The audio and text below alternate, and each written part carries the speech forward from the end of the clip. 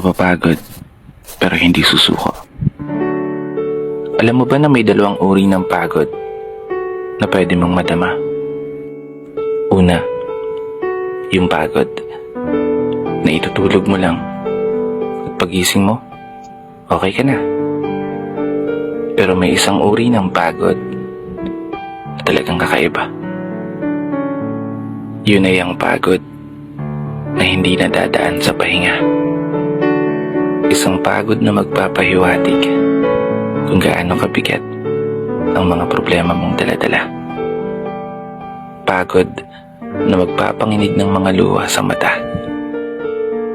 Pagod na magdidikta sa'yo para sabihin ayaw mo na. Mapapatanong ka na lang talaga, saan nga ba ang direksyon ng aking mga paa?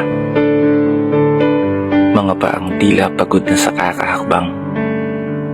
Mga paang ngimay na sa kada tapak sa baitang ng hagdan.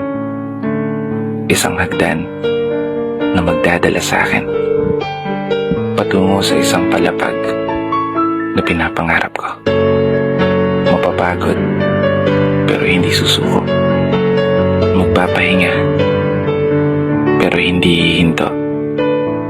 Para sa pamilya at para sa pangarap, palaging pipiliin na magpatuloy.